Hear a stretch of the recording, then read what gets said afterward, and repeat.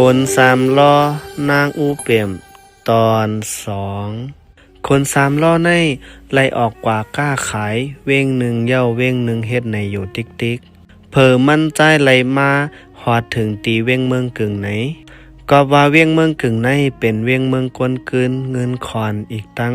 มีสัพพวาตีหางหลีหางเล่าตีอันจับใจมันเตเตแลเป็นอันแมนอกแมนเจอมันเตเตมันก็จังไล่ลือปางกุ่นมันตีเว้งเมืองกึ่งเสมันใจจังลาดจอมกนตีมาจำว่าเฮาเตสืบขายกุ่นในเว้งเมืองกึ่งเย้าจ่องปอกเมื่อขึ้นเวียงเกียงตองในเย้าถึงวันกาดมาโกนก่อกึนเตกึนว่ามันใจก่อ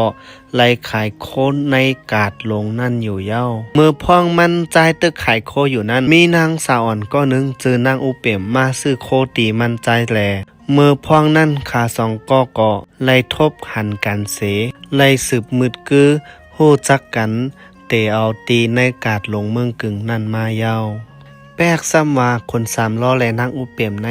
อ่ำไล่ฮู้จักกันหึงในก่อเผอไล่อุบโอ้กันมาโจกแก็บอ่อนกวยเหมือนหนังว่าเขาสองก้อนในยามฮู้จักกันมาหึงเต้ๆแลไล่ป่องเจอเนอกันมาเต้ๆว่าเมื่อพ้องเขาสองก้อตึกอุบจอมกันอยู่ตีหิมผังน้ำเต้งอยู่นั้นกอบเสียงน้ำเต้งไหลแห้งหนาแลขาสองก้ออุบกันอ่ำปองกันในแลนางอูเปี่ยมจังลาดตีน้ำเต้งว่าน้ำเต้งหวยอย่าเปมอไปถอมปีคนสามล้อโสลาดอีกหนึ่งไว้เสมานั่งลาดเย้าก่อน้ำเต้งก่อรอเย็นกว่ากำเหลียวเหมือนว่าไปถอมขาสองก็อุบกันอยู่ไหน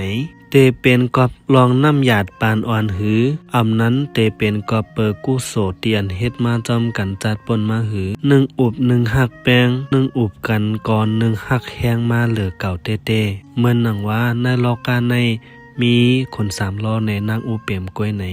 ถึงตีวันหนึ่งมามันใจจังผิดหมอบมุกจุ่มก้นกาตีไลกาโฮมกันมานั่นเฮอมาเป็นสากเสตีอันมันใจเตมาย้อนนางอูเปี่ยมไผปอเป็นเมไหนภายปอเมนางอูเปี่ยมก็ทำห้ามซี่สังเสอำกาจังไลเฮ็ดป้อยปางแขกปันคนสามล้อนางอูเปี่ยมเฮอปอไลหักกัน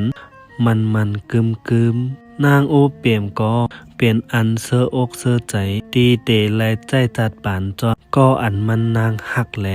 คนสามล้อก็ต่อหนังนั้นเย้าสืบไปต้วยแทงตอนสามค่ะ